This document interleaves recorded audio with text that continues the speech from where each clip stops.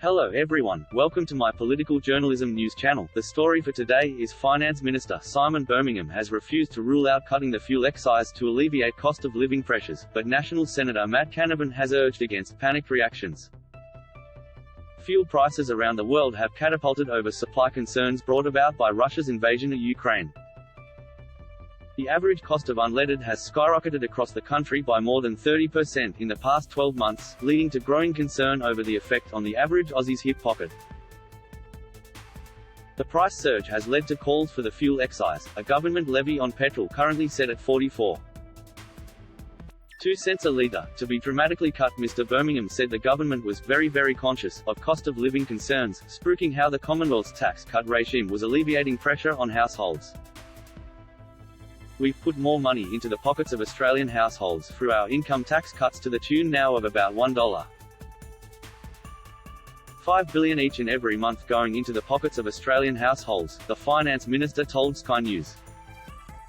.com.au, ensuring that they have more disposable income with which to deal with these sorts of cost of living pressures, and will frame this budget in the context of keeping our economic recovery strong.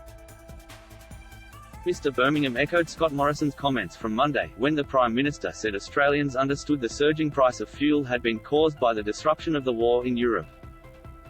But the Finance Minister refused to be drawn on whether a cut to the fuel excise will feature in the budget and said the document will ensure to keep jobs growth strong.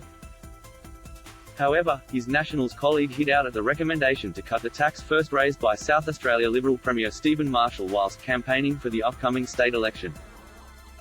Mr. Canavan said cutting the fuel excise would be a panicked response to a short-term market problem, adding that the price of oil was already beginning to fall.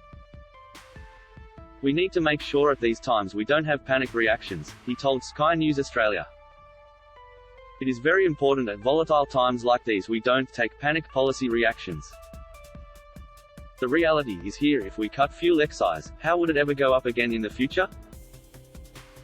Overnight oil has fallen to around $100 a barrel, which is about 30% below its peak just a couple of weeks ago. If it's maintained at that level, we will see easing on petrol prices. There's lots of options, but providing rebates, offsets, tax relief to low and middle income families, because it goes beyond the petrol pump.